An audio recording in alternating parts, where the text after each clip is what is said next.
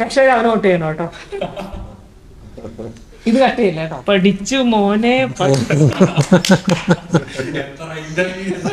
അതുകൊണ്ടല്ല ചോദിച്ചത്, ഇത്രയും പേരെടുത്ത് ചോദിക്കേണ്ട മൊത്തം ചോദിച്ചു. അപ്പൊ എല്ലാം കേട്ടുപെട്ടു. സ്റ്റാറുകളെ നോക്കുന്നില്ല, ഡയറക്ടറെ നോക്കുന്നില്ല, ഒന്നുമില്ല.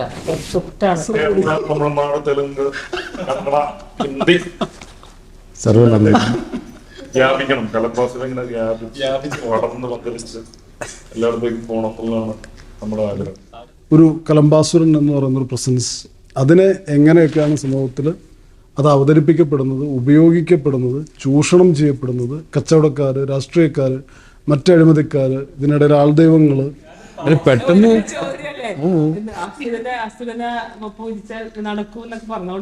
കോൺഫിഡൻസ് ആയിരുന്നു 26 പക്ഷെ ഭയങ്കര ആപ്റ്റായിട്ടുള്ളൊരു ഡേറ്റ് ആയിട്ട് അങ്ങനെ തോന്നുന്നു. കാരണം സിനിമ ഒരു സോഷ്യോ പൊളിറ്റിക്കൽ സറ്റയർ ആയതുകൊണ്ട് തന്നെ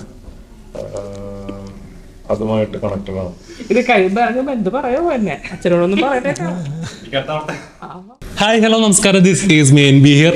പഞ്ചവത്സര പദ്ധതി എന്ന സിനിമയുടെ വിശേഷങ്ങൾ പങ്കുവെക്കാനായിട്ട് സിനിമയുടെ ഫുൾ ക്രൂ നമ്മളോട് ചേർന്നിട്ടുണ്ട്. അപ്പോൾ സിനിമയുടെ വിശേഷങ്ങൾ എന്തൊക്കെയാണ്, കലംബാസൻ ആരാന്നൊക്കെയുള്ള ഒരു ചോദിച്ചറിയാം അല്ലേ. നമസ്കാരം. അപ്പോൾ പഞ്ചവത്സര പദ്ധതി അപ്പോൾ April 26 റിലീസ് ചെയ്യുമ്പോൾ ഒരുപാട് പ്രതീക്ഷകളോടുള്ള എല്ലാവരുടെയും ഇത് നിങ്ങളുടെ മുഖം കാണുമ്പോൾ ഒരുപാട് പ്രതീക്ഷകളുണ്ട്. അപ്പോൾ എന്തൊക്കെയാണ് expectation? Super hit, bumper hit, 100 days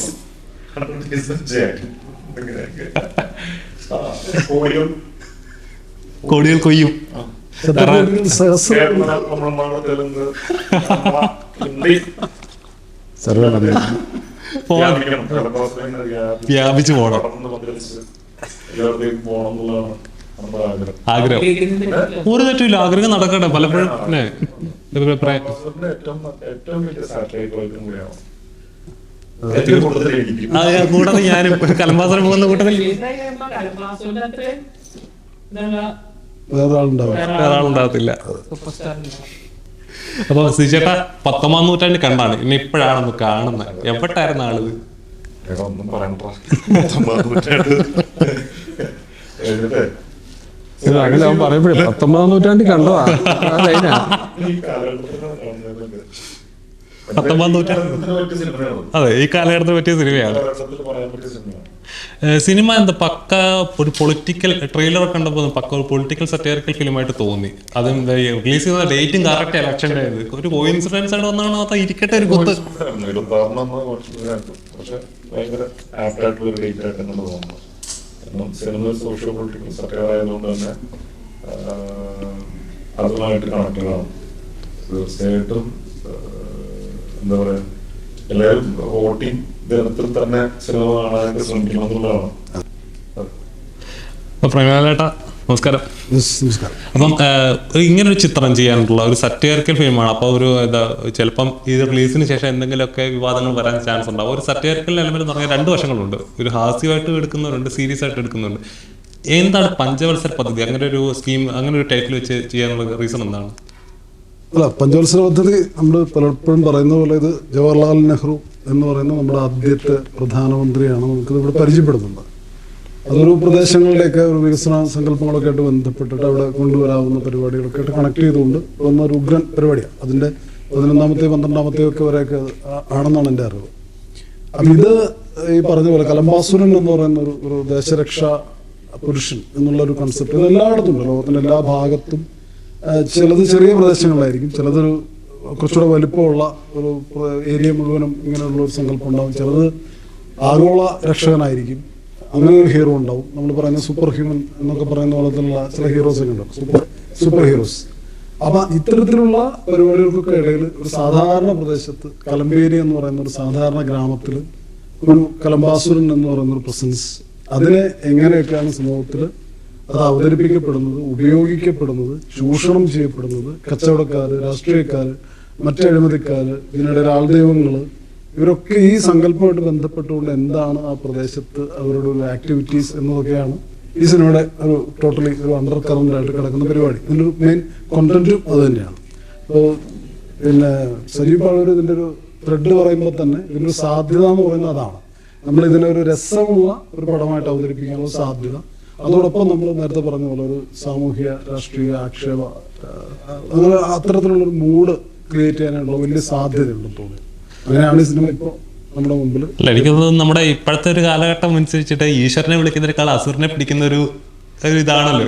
ശരിക്കും അങ്ങനെയാണോ? ഈശ്വരനേക്കാൾ നല്ല അസുരനാണോ? അല്ല, അതിപ്പോൾ നമ്മൾ പല തരത്തിലുള്ള ചോദ്യങ്ങളാണ്. ഉദാഹരണത്തിന് ഇപ്പോൾ രാവണനെ ആരാധിക്കുന്ന ആൾക്കാരുണ്ട്, ഒരുപാട് പേരുണ്ട്. ഇപ്പോൾ അവർക്ക് അവരുടേതായ റീസൺസ് ഉണ്ടാവും. അപ്പോൾ ലോകത്ത് നമ്മൾ ആരെ എങ്ങനെ കാണുന്നു, അല്ലെങ്കിൽ നമ്മളൊരു വരച്ചൊരു കള്ളിയിൽ തന്നെ നിർത്തണം എന്നൊക്കെ ഉള്ളത് ഓരോ മനുഷ്യന്റെ നിലപാടുകൾക്ക് അനുസരിച്ചിരിക്കും. ഇപ്പോൾ അസുരൻ എന്ന് പറഞ്ഞാൽ കറുത്ത് തന്നെ ഇരിക്കണമെന്ന് വിചാരിക്കുന്ന ഒരുപാട് ആൾക്കാരുണ്ട്. അങ്ങനെ തന്നെ വേണോ എന്നുള്ളൊരു സംശയമുണ്ട്. അപ്പോൾ ഇതെല്ലാം മാറി ഇപ്പോൾ മഹാബലിയെ നമ്മളിപ്പോൾ പുതിയ കാലത്ത് മറ്റൊരു രൂപത്തിലൊക്കെ കാണുന്നുണ്ട്. പണ്ട് നമ്മൾ പല രൂപത്തിലും കാണുന്നുണ്ട്. അപ്പോൾ ഇത് എന്തായിരുന്നു എന്നുള്ള അന്വേഷണം കൂടിയാവും. അപ്പോൾ കലംബാസുരൻ എന്ന് പറയുന്നത് നമ്മളൊക്കെ പറയുന്ന പോലെ നമ്മുടെ സിനിമയായിട്ട് ബന്ധപ്പെട്ട് ഇതൊരു ഡിവൈൻ സിനിമയല്ല, ഇതൊരു അസുരൻ സിനിമയാണ്. ഇതൊരു വിളയാട്ടമാണ്. അതെ. ചേട്ടന്റെ വിളയാട്ടം ഉണ്ടാവും. ചെറുതായിട്ട് കലംബാസുരൻ മെയിൻ നമ്മുടെ സൈഡിലൂടെ സപ്പോർട്ടുള്ള ഉള്ള അനുഗ്രഹം കൊണ്ട് അങ്ങനെ പോയി. മനുഷ്യർക്ക് ദൈവമാകാമെങ്കിൽ പിന്നെ അസുരനെ ദൈവമായി കൂടാ. അയ്യോ, പിന്നെ അത്രേ ഉള്ളൂ.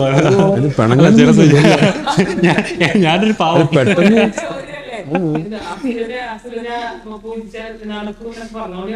അല്ലല്ല, തീർച്ചയായും അങ്ങനെ അസുരന്മാരെ ആരാധിക്കുന്നവരും ഉണ്ട്. അത്രേ ഉള്ളൂ. നല്ല കാര്യം. ഇത്രയും മനുഷ്യ ദൈവങ്ങൾ അസുരന് ഇരിക്കട്ടെ കൂട്ടത്.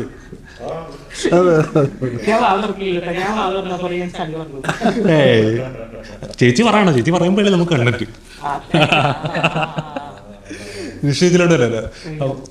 നമ്മൾ പറയുമ്പോൾ അങ്ങനെയാണല്ലോ. അപ്പം ചേച്ചി, ഇപ്പം മലയാളി പ്രേക്ഷകർ എപ്പോഴും ഏറ്റെടുത്ത ഒരു ഉപ്പും മുളകും എന്ന് പറഞ്ഞു കഴിഞ്ഞാൽ നിങ്ങളുടെ ഫാമിലിയെ പറയത്തുള്ളൂ. അത്രയും എന്താ പറയുക, മലയാളികൾക്ക് എത്ര റിലേറ്റ് ചെയ്ത് നല്ല കുടുംബമാണ്. അത്ര നല്ല കുടുംബം കിട്ടും. അതെ തന്നെ. നല്ല സൽസ്വഭാവികളെ മക്കളും ഭർത്താവുകളുടെ കുടുംബം കണ്ണി കാണാൻ പോലും കിട്ടൂല. കുടുംബം കിട്ടും.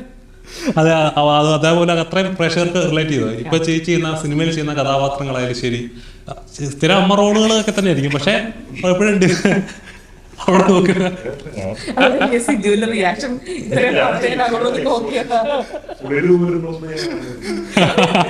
ഞാൻ പറഞ്ഞ സത്യമാണ്. ഇവരുടെ പ്രേക്ഷകരൊക്കെ മലയാളികളൊക്കെ പറയല്ലേ, ഫാമിലിയെ പോലെ ഒരു ഫാമിലി ഉണ്ടാവണം, അവിടുത്തെ ഒരു മകനോ മകളോ ആയിട്ട് ജനിക്കണം, അവിടുത്തെ ഭാര്യയാവണം, ഭർത്താവണം, ഒരു ആഗ്രഹിക്കുന്ന ആൾക്കാർ ഉണ്ടാവും.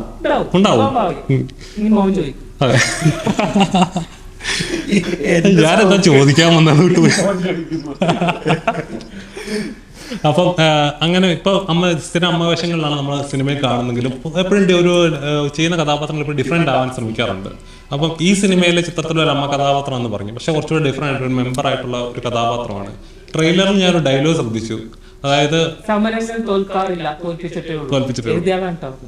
എനിക്ക് ഭയങ്കര ഇമ്പാക്ട് തരുന്ന ഒരു ഡയലോഗ് ആയിട്ട് തോന്നി. കാരണം ഇപ്പോഴത്തെ സിറ്റുവേഷൻസിലായാലും കറന്റ് സിറ്റുവേഷനിലായാലും ഭയങ്കര ഇമ്പാക്ട് വരുന്നൊരു ഡയലോഗ്. ശരിക്കും എത്രത്തോളം ഡെപ്ത് ഉണ്ട് കഥാപാത്രത്തിന്?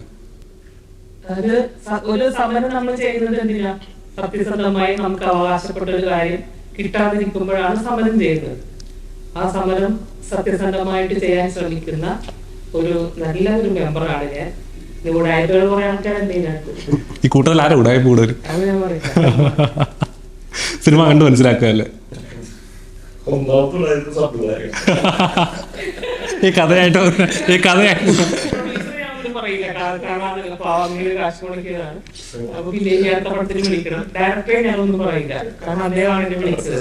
സ്ക്രിപ്റ്റ് റൈറ്ററെ ഞാൻ ഒട്ടും പറയത്തില്ല.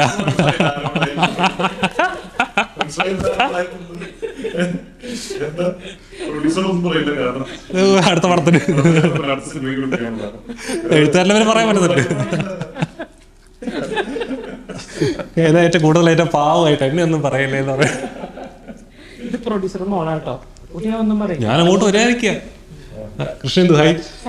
അപ്പോൾ നായികയായിട്ട് വരുന്ന ഫസ്റ്റ് ചിത്രമാണ് സീച്ചേട്ടൻ കൂടെ നായകനായിട്ട്. എങ്ങനെ ഉണ്ടായിരുന്നു? സെറ്റിലൊക്കെ എങ്ങനെ ഉണ്ടായിരുന്നു? പൊളിയായിരുന്നു. ഇതുപോലെയായിരുന്നു. ഇതുപോലെയാണ് പിന്നെ എന്ത് വേണം?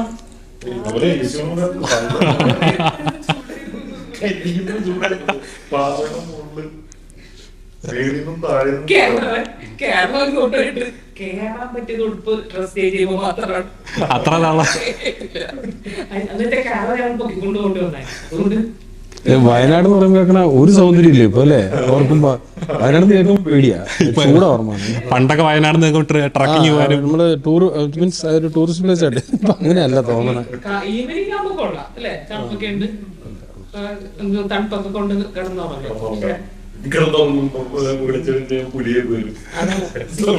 എക്സ്ക്യൂസ് മീ, അത് വേറെ അതിലൊരു പൊളിറ്റിക്സ് പറയുന്നുണ്ട്. അതില് വയനാട്ടിൽ ഞാൻ എല്ലാ സ്ഥലം വിളിച്ചിട്ട് വയനാട്ടിലേ മനുഷ്യര് കാടായിരുന്നല്ലോ, അത് നമ്മള് വെട്ടിത്തെളിച്ചാണ്. തെളിച്ച് പിന്നെ അവരെവിടെ അല്ല, അവർക്കും താമസിക്കുന്ന സ്ഥലം അവർക്കും താമസിക്കാൻ സ്ഥലം വേണ്ടേ? അപ്പൊ എവിടേക്ക് ഇറങ്ങിയെങ്കിലും വരണ്ടേ എന്നുള്ളതാണ് വിളിച്ചു. മനുഷ്യന്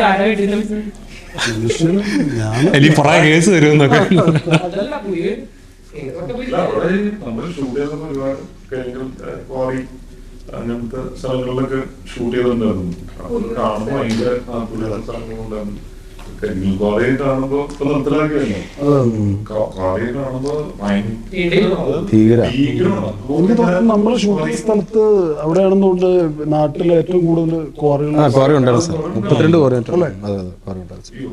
ശരിക്കും ഭയങ്കര ഈ കടമാസ്റ്ററിന്റെ അനുഗ്രഹം ഇഷ്ടം പോലെ ഉണ്ടായിരുന്നു കേട്ടോ. അവർക്ക് ദൈവത്തിന്റെ അനുഗ്രഹം കൊണ്ട് അല്ലേ ഒന്നും അത്രയും ഭയങ്കര ഡേഞ്ചർ മേഖല. കലംപാസരം വിഷയമാണല്ലോ ഇവിടെ.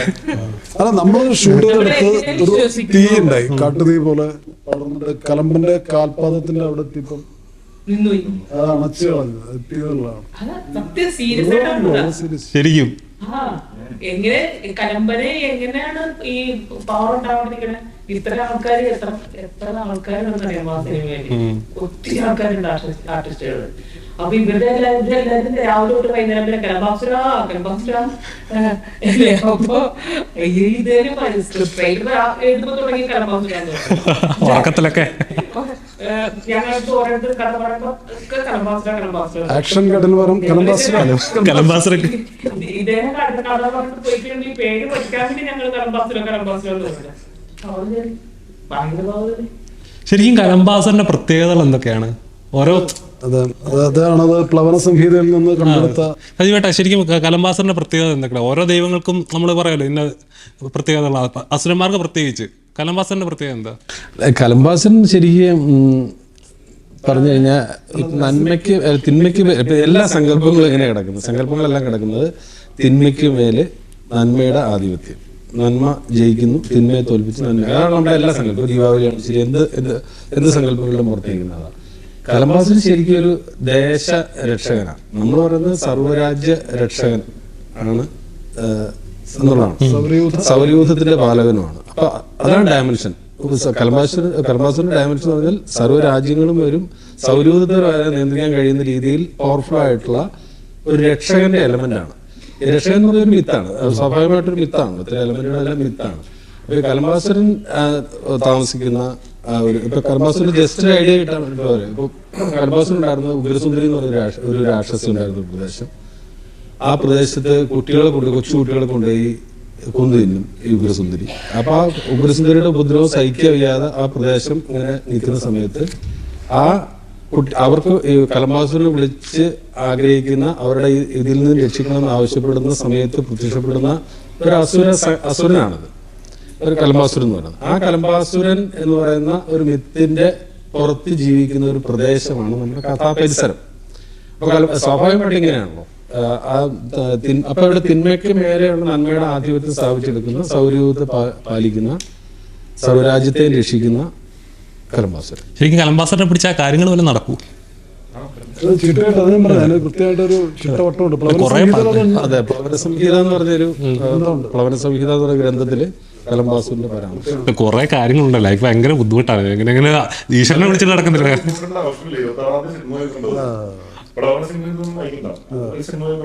എന്തായാലും രക്ഷയുണ്ട്, കലംപാസറിനെ പിടിക്കാം. ഈ സൗരയൂഥത്തിന് നമുക്ക് അത്യാവശ്യം എന്തൊക്കെയാണ് ആവശ്യം? സൗരയൂഥത്തില് ഗ്രഹങ്ങളുണ്ടല്ലോ. എന്നിട്ട് ഈ ഗ്രഹങ്ങളിൽ നമുക്ക് ഏറ്റവും പ്രയോജനപ്പെട്ട 2 ഗ്രഹങ്ങളുടെ പേരാണ്. ശുക്രൻ. ശുക്രൻ നാളെ രാവിലെ ആവശ്യമുള്ള സാധനമാണ് ശുക്രൻ. ഈ ചൊവ്വ ബുധൻ ജീവിതത്തിൽ ആവശ്യമുള്ള ഗ്രഹങ്ങളുണ്ട് അല്ലേ? പിന്നെ ചൊവ്വ ബുധൻ ആ ചൊവ്വയുടെ വീട്ടിൽ കഴിഞ്ഞു ശനി ഞായറാഴ്ച നമുക്ക് അതിനകത്ത് വലിയ നോളജ് ഇല്ല, അത് കുട്ടിക്ക് അറിയില്ല. അറിവില്ലാത്ത. അപ്പൊ 26-ാം തീയതി ഞാൻ പടം കണ്ട്. മന്ത്രത്തിന്റെ ആ ഒരു വേർഡില് ഇതിന്റെ എല്ലാം ഈ മന്ത്രങ്ങൾ പുള്ളി അത് ഉദ്ദേശിച്ചതാണെന്ന് എനിക്കറിയില്ല. പക്ഷെ ഈ മന്ത്രത്തില് ആ രണ്ട് വേർഡ് നമുക്ക് ഇത് ഇവിടെ നിലക്കിട്ടേ ആ മന്ത്രത്തില് ഈ രണ്ടിന്റെയും അർത്ഥങ്ങളൊക്കെ ഉണ്ട്. ഈ മന്ത്രം ചൊല്ലി കഴിയുമ്പോൾ ആ നാടിന് കിട്ടുന്ന, നമുക്ക് ഈ സിനിമ കണ്ടുകഴിയുമ്പോൾ നമുക്ക് കിട്ടുന്ന ഒരു ഇത് അതിനകത്ത് കിടക്കുന്നുണ്ട്. പക്ഷെ അറിഞ്ഞാണെന്ന് എനിക്കറിയില്ല. സർവരാജ്യ രക്ഷക, സൗരയുധ പാലക, സൗരയുദ്ധത്തിലെ ആ പാലകന്റെ അതൊരു സംഭവമാണ് ഇതിനകത്ത്. ഇതൊക്കെ പഠിച്ചു വരുമ്പോ തന്നെ ഇതൊക്കെ പഠിക്കാനായിട്ട് പാടും കേട്ടോ. എനിക്കൊന്നും മനസ്സിലായില്ല.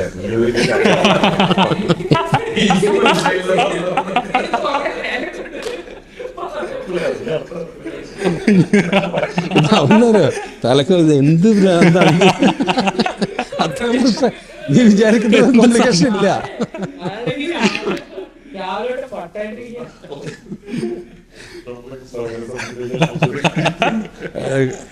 ഒരു കലംബാസിനെ അന്വേഷിക്കുമ്പോഴാണ് പ്രശ്നം. പുള്ളിക്കാരൻ ജില്ലാവുമായിരിക്കും ഇപ്പൊ, പുള്ളിക്കാരൻ ജില്ലാവുമായിരിക്കും. അപ്പൊ സജീവേട്ടന്റെ സ്ക്രിപ്റ്റ് എന്ന് പറയുമ്പോൾ മലയാളികൾക്ക് എപ്പോഴും എക്സ്പെക്ടേഷൻസ് ഉണ്ടാവും. തൊണ്ടി മുതൽ തന്നെ ഒരൊറ്റ എക്സാമ്പിളാണ്. ഫഹദ് പോലും കഴിഞ്ഞ പ്രസ് മീറ്റിൽ പറഞ്ഞ ഒരു ഏറ്റവും ഫേവറേറ്റ് ആയിട്ടൊരു സിനിമ, അല്ലെങ്കിൽ ഇന്ന് ഓർക്കാൻ ആഗ്രഹിക്കുന്ന ചെയ്ത കഥാപാത്രം ഡിഫറെൻ്റ് ആയിട്ട് സിനിമ ഏതാണെന്ന് പറയുമ്പോൾ അദ്ദേഹം പറയും തൊണ്ടി മുതൽ സൃഷ്ടിക്കുന്നത്. അത്രയും ഡെപ്ത് ഉള്ള ഒരു, അപ്പോൾ അതിനുശേഷം ചെയ്യുന്ന ഒരു ചിത്രം എന്ന് പറയുമ്പോഴേക്കും ഒരുപാട് എക്സ്പെക്ടേഷൻ. ഞാൻ മൂന്നിലോടെ ചെയ്തായിരുന്നു. ചേട്ടനൊരു സ്ക്രിപ്റ്റ് നമ്മൾ സിജു വിൽസനെ പോലെ നാച്ചുറൽ ആക്ടിങ് ചെയ്യുന്ന ഒരു നല്ലൊരു ആക്ടറിനെ ഇങ്ങനെ ഒരു കഥാപാത്രത്തിലേക്ക് കൊണ്ടുവരുമ്പോഴേക്കും അപ്പം സിജു വിൽസൺ തന്നെയാണ് മനസ്സിൽ ശരിക്കും പറഞ്ഞ ഇങ്ങനെ ഒരു കഥാപാത്രത്തിലേക്ക്? നമ്മൾ ഇത് ആദ്യമേ പ്രേംലാലായിട്ട് സംഭവം സംസാരിച്ചതിന് ശേഷം ഞങ്ങൾ പല രൂപത്തിൽ ആലോചിച്ചത് എങ്ങനെയായിരിക്കും ഈ ക്യാരക്ടർ ആരായിരിക്കണം എന്നുള്ള രൂപത്തിൽ നമ്മൾ വലിയൊരു ആലോചന നടന്നായിരുന്നു. അപ്പോൾ ആ ആലോചനയുടെ ഭാഗമായിട്ട് സിജു ലാൻഡ് ചെയ്തത്. അതിൽ വലിയ ഞങ്ങളുടെ സൈഡിൽ നമ്മൾ സംസാരിക്കുന്ന സമയത്ത് അതിൽ വേറെ വലിയ അപ്പുറത്തേക്ക് ആലോചന ഉണ്ടായിരുന്നു. പക്ഷെ നമുക്ക് സംശയത്തിൽ സിജു പറഞ്ഞ പോലെ 19-ാം നൂറ്റാണ്ട് കഴിഞ്ഞിട്ട് നിൽക്കുന്ന സമയം. അപ്പോൾ എന്താണ് ആറ്റിറ്റ്യൂഡ്, എങ്ങനെയാണ്? അപ്പൊ ഇതാകുമ്പോൾ ഇത്തിരി കുറുക്കത്തരം കുറച്ച് പ്രശ്നങ്ങളൊക്കെ ഉണ്ട്. അത്ര സ്ട്രേറ്റ് ഫോർവേഡ് ക്യാരക്ടറൊന്നുമല്ല. അപ്പൊ സിജുവിന് ഇനിയിപ്പോ ഒരു ചിലപ്പോൾ എങ്ങനെയാണ് എടുക്കാൻ എന്നുള്ളൊരു ആശങ്കയൊക്കെ നമ്മുടെ മുമ്പിലുണ്ടായിരുന്നു. പിന്നെ പക്ഷെ ഒരു കാര്യം ഉണ്ടായിരുന്നു, ഈ സിനിമയ്ക്ക് ഓരോ ഏരിയയിൽ ഇപ്പൊ ഞാനിത് വളരെ സീരിയസ് ആയിട്ട് കൃഷി ചെയ്തു കഴിഞ്ഞാൽ ഇത് ഈ പടം പ്രേംലാലിനോട് ഞാൻ പറയുമ്പോൾ ഞങ്ങൾക്ക് ചില ആശയഗതികളിൽ നമ്മൾ യോജിച്ചു പോകുന്നവരാ. അപ്പൊ അത്തരം ഞാൻ എന്തുകൊണ്ട് പ്രേംലാലിനോട് ഈ കഥ പറഞ്ഞു എന്ന് ചോദിച്ചാൽ അതിന്റെ ഉത്തരവ് അത് തന്നെയാണ്. ഇങ്ങനൊരു കഥ ചെയ്യാൻ പറ്റുന്ന ഒരാൾ എന്ന നിലയ്ക്കാണ് പ്രേംലാലിനോട് കഥ പറയുന്നത്. അപ്പൊ അത് ആ സ്ഥലത്ത് റിസീവ് ചെയ്യാൻ പറ്റുന്ന ഒരു പോയിന്റിലാണ് നമുക്ക് പറയാൻ പറ്റുക. അത് അവിടെ നമ്മളത് ആ രൂപത്തിൽ ഫോർവേഡ് ചെയ്ത് കഴിയുമ്പോൾ പിന്നെ നമ്മൾ നോക്കുന്നത് അത് മനസ്സിലാകുന്ന, അല്ലെങ്കിൽ മനസ്സിലാകുന്നതല്ല, അതിനെ ഉൾക്കൊള്ളാൻ കഴിയുന്ന, മറ്റൊരു രീതിയിൽ അതിനെ സ്വീകരിക്കാൻ കഴിയുന്ന ഒരു ആർട്ടിസ്റ്റിലേക്ക് എത്തുന്നതാണ്. അപ്പൊ സ്വാഭാവികമായിട്ട് സിജുവിലേക്കാണ് എത്തിയത്. പക്ഷെ നമുക്ക് ആ എഡ്ജിമെന്റ് തെറ്റിയില്ല. നല്ലത് പറയാം അല്ലേ? അപ്പൊ ഇതില് സിജുവിനെ സംബന്ധിച്ച് എനിക്ക് ഒരു കാര്യം ഉറപ്പാണ്, അത് സിജുവിന്റെ one of the best performance ആയിരിക്കും ഈ പടത്തിലെന്ന് എൻ്റെ കുറച്ച് വിശ്വാസം. അത് എല്ലാ തരത്തിലുള്ള ഒരു, ഇപ്പൊ ഞാൻ സൂചിപ്പിച്ചിരുന്നത് 2 അമ്മമാരുള്ള, അതിൽ ഒരച്ഛൻ 2 കല്യാണം കഴിച്ചതിൽ ഒരമ്മയുടെ മകനാണ്, അപ്പുറത്ത് മറ്റൊരു കുട്ടിയുണ്ട്. പക്ഷെ 2 അമ്മമാരെ അമ്മയെ ഹാൻഡിൽ ചെയ്യാൻ കഴിയുന്ന ഒരു വ്യത്യസ്തനായ അച്ഛനുള്ള, വളരെ ഡിഫറെന്റ് ആയിട്ടുള്ള സർക്കസുകാരനാണ് അച്ഛൻ. സർക്കസുകാരനായിരുന്നു, അമ്മ സർക്കസുകാരിയായിരുന്നു. അപ്പൊ അങ്ങനെ അച്ഛൻ അവിടുന്ന് പ്രേമിച്ചു കൊണ്ടുവന്നു. ഇപ്പുറത്ത് മറ്റൊരു കല്യാണം, ഇങ്ങനെ പറയുന്ന ഒരു ഫാമിലി ബാക്ക്ഗ്രൗണ്ട് ഉള്ള ഒരു പെങ്ങൾ സ്വന്തം രക്തത്തിൽ അങ്ങനെ പറയാൻ പറ്റില്ല, 2 അമ്മയുടെ മക്കളായിട്ടില്ല, ഇങ്ങനത്തെ ഒരു ഫാമിലി ബാക്ക്ഗ്രൗണ്ട് ഉള്ള മനുഷ്യനാണ്. അപ്പൊ സ്വാഭാവികമായിട്ടും നമ്മുടെ പ്രദേശത്ത്, നമ്മുടെ ഗ്രാമപ്രദേശങ്ങളിലൊക്കെ സ്വാഭാവികമായിട്ട് ചിലപ്പോൾ തൊട്ടാ അവിടെ അപ്പുറത്തും ഇപ്പുറത്തേക്കായിട്ട് കാണാൻ സാധ്യതയുള്ള ഒരു കുടുംബത്തിന്റെ റെപ്രസെന്റേഷൻ ആണ്. ഭയങ്കര ഇങ്ങനെ, അതുകൊണ്ടാണ് പറഞ്ഞത്. ഇപ്പൊ അല്ല എനിക്ക് ഒരമ്മയുടെ അങ്ങനെ പറഞ്ഞു കഴിഞ്ഞാൽ നമ്മൾ ടെൻഷനായി പോകും.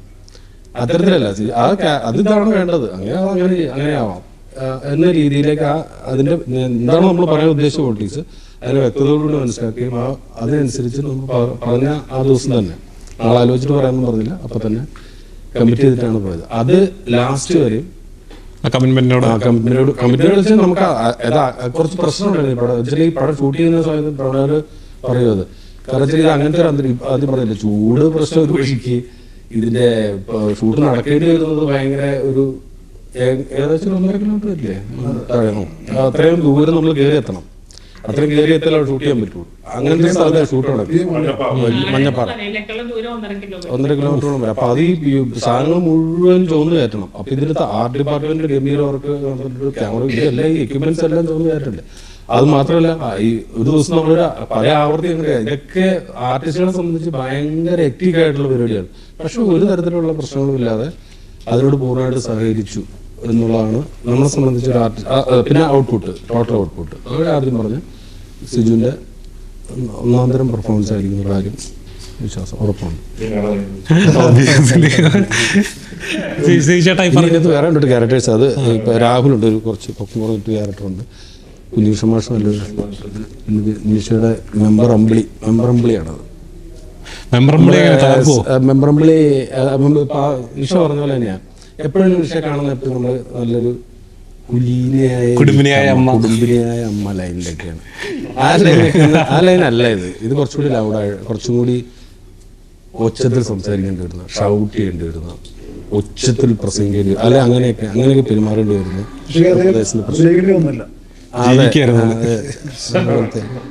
അങ്ങനത്തെ ഒരു ചേച്ചിക്ക് എന്നെ ഇങ്ങനെ അങ്ങ് പോക്കിട്ട് ഇങ്ങനെ അടിക്കും. സിനിമയിൽ റെഡിയത് പറഞ്ഞ അന്നോട്ട് കേട്ടോണ്ടിരിക്കുക ഈ സൈഡ് ചെയ്ത് ആ സൈഡിൽ നിന്ന് ഇപ്പോഴാണ് കേൾക്കണേ. ഇവിടുന്ന് ഇപ്പോഴാണ് എനിക്ക് മനസ്സിലായത്.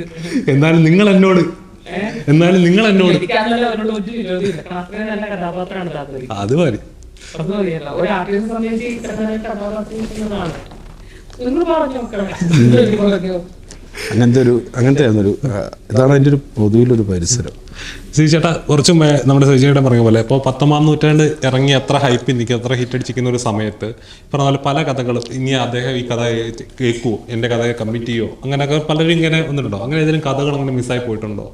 അല്ല പലരും ഇങ്ങനെ മനസ്സിലാവും ആ പടം ഹിറ്റ് അടിച്ചോണ്ട് ഇനി ആറ്റിറ്റ്യൂഡ് വിചാരിച്ചിട്ട് ആരെങ്കിലും അപ്രോച്ച് ചെയ്യാത്ത ആൾക്കാരെന്നുള്ള എനിക്കറിയില്ല. അവർക്കെല്ലാം അറിയുള്ളൂ. 19-ാം നൂറ്റാണ്ടിൽ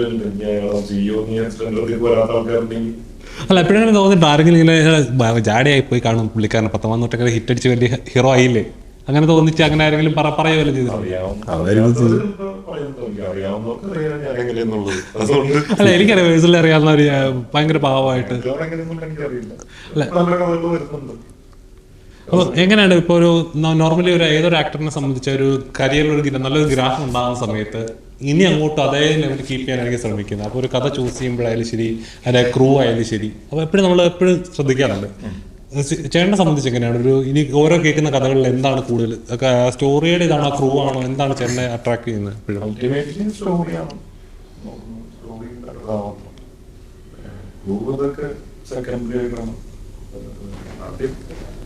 കഥയും കഥാപാത്രവും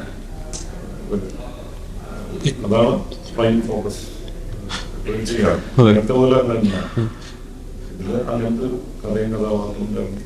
പിന്നെ ആഡ് ഓൺ ആയിട്ട് വരുന്ന കാര്യങ്ങൾ തന്നെ സജീവട്ടൻ, കൊല്ലുങ്കൽ സാക്ഷി, പിന്നെ പ്രേമേട്ടൻ്റെ ആത്മാവ് എന്ന് പറയുന്ന സിനിമ ഞാൻ കണ്ടേക്കുന്ന എനിക്ക് ഭയങ്കര ഇഷ്ടമുള്ള സിനിമ.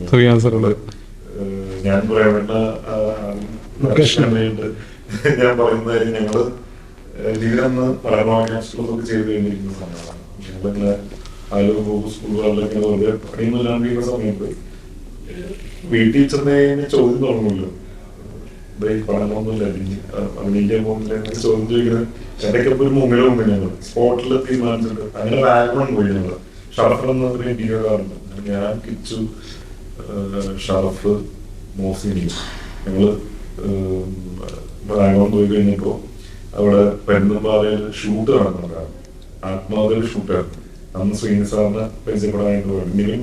വിനീത് പടത്തിലെ അഭിനയിച്ചതാണ്. അപ്പൊ നമുക്ക് ഡയറക്ടർ കൂടെ കഴിഞ്ഞാൽ അന്ന് പക്ഷെ പ്രൈവറ്റായിട്ടോടെ കണ്ടിട്ടുണ്ട്, പരിചയപ്പെട്ടിട്ടൊക്കെ ഉണ്ട്. പക്ഷെ അത് പിന്നീട് ഇപ്പൊ ഇങ്ങനെ ഒരു സിനിമ ചെയ്യാനായിട്ട് വരുമ്പോഴാണ് ഞാനത് പറയുന്നതും കാര്യങ്ങളും എന്തൊക്കെയോ ഒരു കണക്റ്റഡായിട്ട്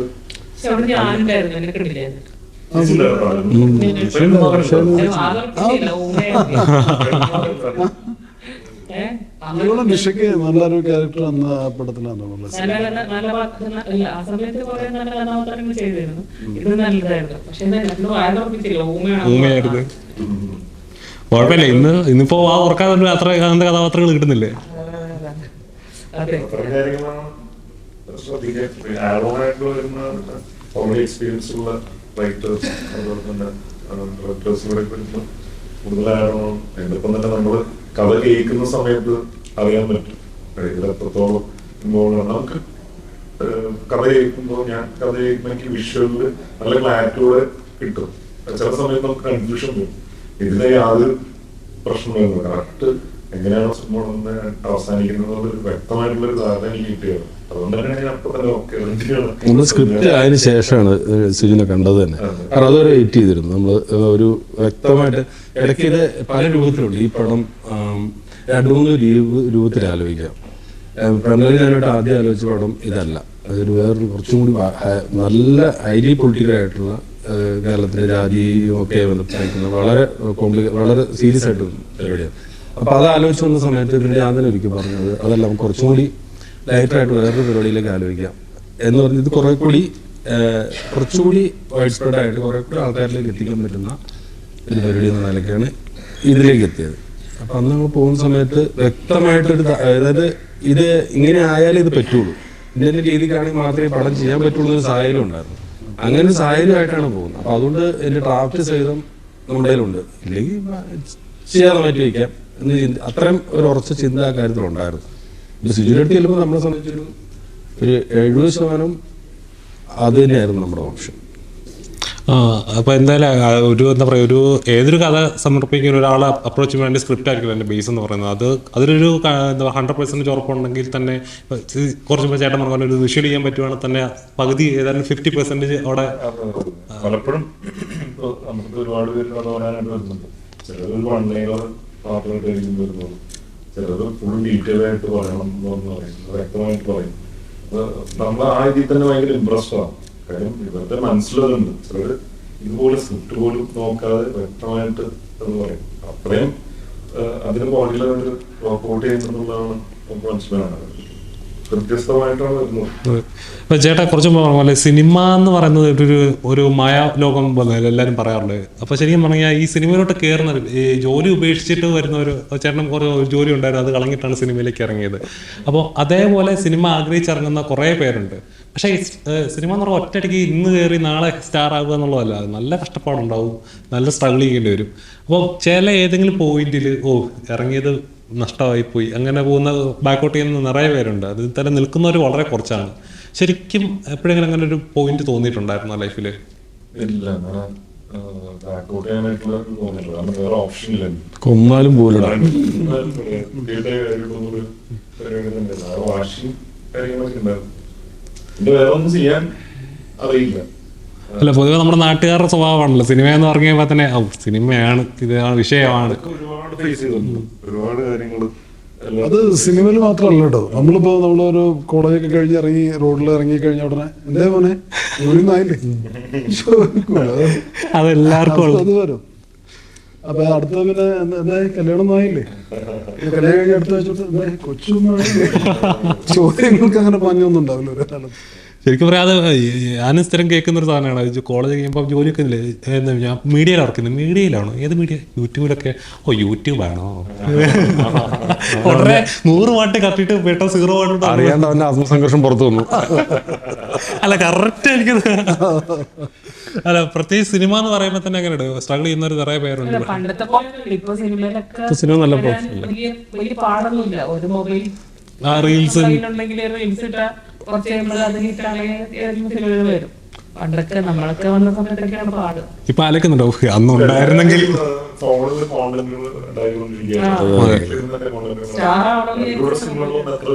പിന്നെ ഇഷ്ടം. പിന്നെ സിനിമയെ കുറിച്ചുള്ള അറിവ് അങ്ങനെ തന്നെയാണല്ലോ കൂടിയത്. ഇപ്പൊ നമ്മൾ മൊബൈലിൽ ഷൂട്ട് ചെയ്യുന്നു, എഡിറ്റ് ചെയ്യുന്നു, സൗണ്ടിനെ കുറിച്ച് ധാരണയുണ്ട്. അതുകൊണ്ട് ഈ ഓഡിയൻസിന് മുമ്പിലേക്ക് ചെല്ലുമ്പോൾ നമ്മുടെ ഏറ്റവും വലിയ ടെൻഷനും ടെക്നിക്കലി എക്സ്പെർട്ടൈസ് ചെയ്യപ്പെട്ടവരാണ് സ്ക്രീനിന്റെ ഫ്രണ്ടിലുള്ളത്. അത് നമ്മൾ നല്ല ചലഞ്ചാണ്. അപ്പൊ അതുകൊണ്ട് തന്നെ ഈ പടത്തെ സംബന്ധിച്ച് നോക്കി കഴിഞ്ഞാൽ ഇതിന്റെ വിഷ്വല് വേറൊരു തരത്തിലുള്ള കുറച്ചൊരു ഒരു പാൻഡമിക് ആയിട്ടുള്ള വൈഡർ ക്യാൻവാസിലുള്ള വിഷ്വൽസ് ആണ്. സൗണ്ടിങ് ആണെങ്കിലും അതുപോലെ വരുന്ന ഒരു പടമാണ്. അങ്ങനെ തിയേറ്ററിക്കൽ എക്സ്പീരിയൻസ് ചെയ്യണം എന്നുള്ള ഉത്തമ വിശ്വാസത്തിനും ഉറപ്പിലും പ്രമേല ആ കാര്യത്തിൽ വളരെ അത് ഞാനത് എങ്ങനെ വരിക നോക്കിയിട്ട് OTT ആ സമയത്ത് OTT ഞങ്ങൾ തുടങ്ങുന്ന സമയത്താണ് OTT അത്യാവശ്യം ശക്തമാണ് അല്ലേ. പക്ഷെ അന്ന് തിയേറ്ററിൽ എത്തിക്കേണ്ട പടമാണെന്നുള്ള രീതിയിലൊരു നിലപാടായിരുന്നു പ്രമേലുണ്ടായിരുന്നത്. അപ്പൊ അത് ഈ കാരണങ്ങൾ കൊണ്ടാണ് എനിക്കൊന്ന് 2024 എന്ന് പറഞ്ഞ മലയാള സിനിമയുടെ സുവർണകാലം എന്ന് തന്നെ പറയാം. തൊടുന്നതെല്ലാം പൊന്നായിക്കൊണ്ടിരിക്കുകയാണ്. 100-150 കോടി 200 കോടി മറ്റ് സംസ്ഥാനങ്ങൾക്ക് റെഫർ ചെയ്യപ്പെടുന്നു. അപ്പം എനിക്ക് തോന്നുന്നു ഈ സിനിമയും അതേപോലെ ഒരു ഹിറ്റ് ആവാൻ ചാൻസ് ഉണ്ട്. അങ്ങനെ പറയാൻ പറ്റില്ല, കാരണം അതിനകത്ത് പരിപാടി ഉള്ളതുകൊണ്ടാണ്. പിന്നെ തീർച്ചയായും അങ്ങനെ എല്ലാവരുടെയും കഷ്ടപ്പാടും സിനിമ പലപ്പോഴും പറയാറുണ്ട്. സിനിമ എന്ന് പറയുന്നത്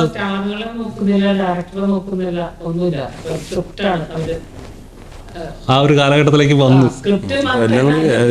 കേട്ടോ ഒരു പ്രശ്നമില്ല, കൃത്യമായിട്ട് പോകാമല്ലോ. സൂപ്പർ സ്റ്റാറുകൾ വേണമെന്നില്ല അല്ലേ, വലിയ സൂപ്പർ ഡയറക്ടർ വേണമെന്നില്ല, വലിയ പ്രൊഡ്യൂസർ വേണമെന്നില്ല. ഒരു നല്ല ചെറിയ പടമാണെങ്കിലും ആ പടം ജനങ്ങൾക്ക് ഇഷ്ടപ്പെട്ട അത് ഹിറ്റാണ്. പണ്ടങ്ങനെയല്ലല്ലോ. അല്ല പണ്ടെപ്പോഴും സിനിമ വിജയിക്കുവാണെങ്കിൽ അതിനകത്ത് അഭിനയിക്കുന്ന നായകൻ മെയിനായിട്ട് ലീഡ് സ്ക്രീനിലാണ് അവരായിരിക്കും പറയുന്നത്. ഫ്ലോപ്പായ ആ ഡയറക്ടറുടെ സ്ക്രിപ്റ്റും കഥ ഈ സിനിമയിൽ എന്തായാലും എല്ലാവരും ഒരേപോലെ തന്നെ വിജയിക്കുമെന്ന് ഞാൻ പ്രതീക്ഷിക്കുന്നത്. അപ്പം എല്ലാം കലമാസന്റെ കയ്യിലാണ്. കലമാസന്റെ പ്രേക്ഷകരുടെ സിനിമ കൊള്ളൂല ഒറ്റയടിക്ക്. അതെ, കുടുംബത്തിലെ ഒരാളിപ്പോ ബിഗ് ബോസിലാണ്, കാണാറുണ്ടോ? ബിഗ് ബോസ് കാണാനും പറ്റാറില്ല. കുട്ടികളെ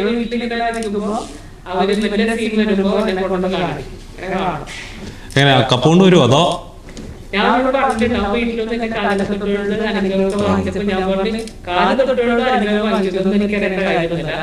തിരിച്ചു വരുമ്പോ ആ വീടിന് 50 ലക്ഷം എടുത്തോണ്ടാണ് തിരിച്ചു വരുമ്പോ തിരിച്ചു വരുമ്പോ 50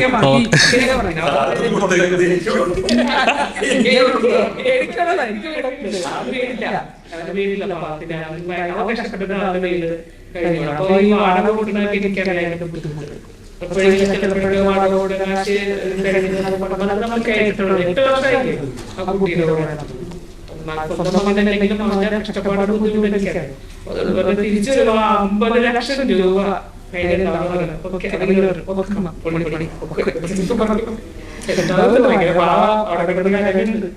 എല്ലാം നോക്കാം. പ്രേക്ഷകരാണല്ലോ വിധി എഴുതുന്നത് അവസാനല്ലേ.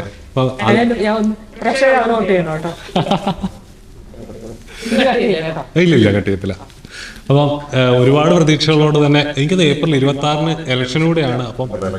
അപ്പം പ്രേക്ഷകർ ഇല്ല, കേരളത്തിന്റെ വിധി എഴുതുന്നതും സിനിമയുടെ വിധി എഴുതുന്നതും ഒരേ ദിവസം.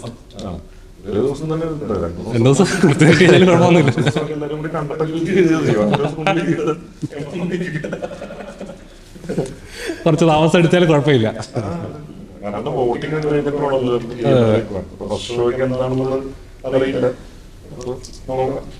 കൃഷ്ണേന്ദു എന്തൊക്കെ എക്സ്പെക്ടേഷൻ ഉള്ളത്?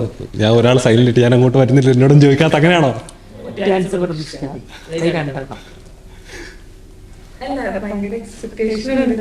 ഒരു സ്ട്രോങ് ആയിട്ടുള്ള ഒരു സബ്ജക്ട് പറയുന്ന ഒരു സിനിമയാണ്. കണ്ട് സപ്പോർട്ട് ചെയ്യുക, വിജയിപ്പിക്കുക. പഠിച്ചു മോനെ. എത്ര ഇന്റർവ്യൂ ഇരുന്ന ഞാൻ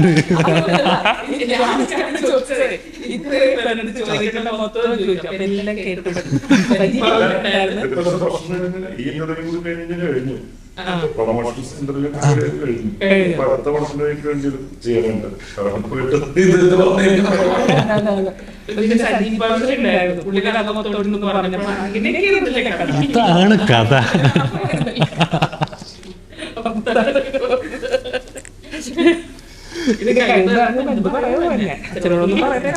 എനിക്കടുത്ത വാർത്ത.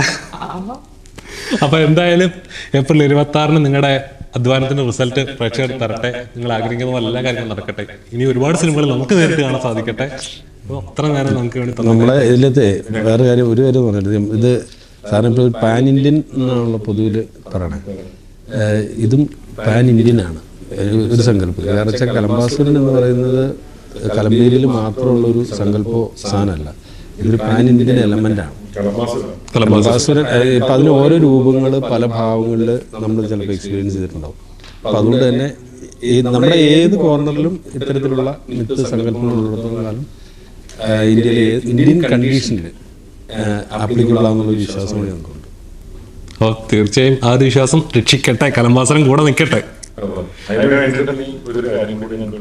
എന്താണ് വിഷയമാണല്ലോ, അതിലൂടെ വിഷയമാണല്ലോ. അതെ, വേറെ കാര്യമുണ്ട്, മന്ത്രം ചൊല്ലിക്കോളൂ, ഓക്കെ, കുഴപ്പമില്ല. ആ ചൊല്ലുന്നത് കട്ട് ചെയ്ത് കളയരുത്. ക്യാമറ കേടായി പോകും, ക്യാമറ കേടായി പോകും. 2 ലക്ഷം രൂപയുടെ യൂട്യൂബിൽ എന്താണ് കടുകട്ടിയാണോ? വല്ലപ്പോഴും വല്ലേക്കാറുണ്ട്.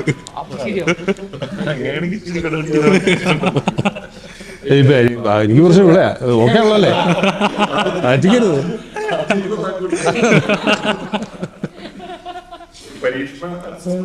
അതെ,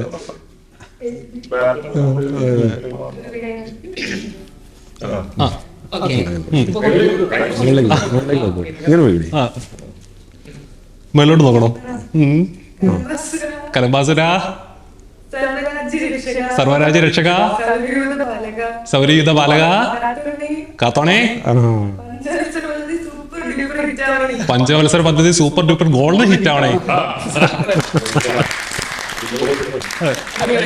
കൂടാതെ അടുത്ത പടത്തിൽ ഇവരെ എനിക്ക് എന്ന് വിളിക്കാൻ ഒരു അവസരം കൂടെ തരണേ.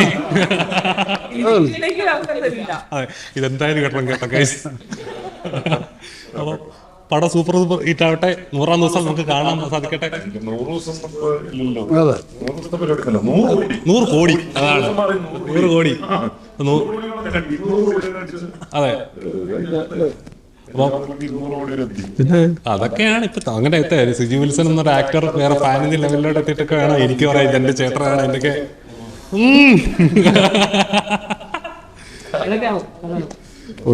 അപ്പം എല്ലാ ആഗ്രഹങ്ങളും നടക്കട്ടെ. ഇത്രയും സമയം ഞങ്ങൾക്ക് വേണ്ടി തന്നെ. Thank you so much.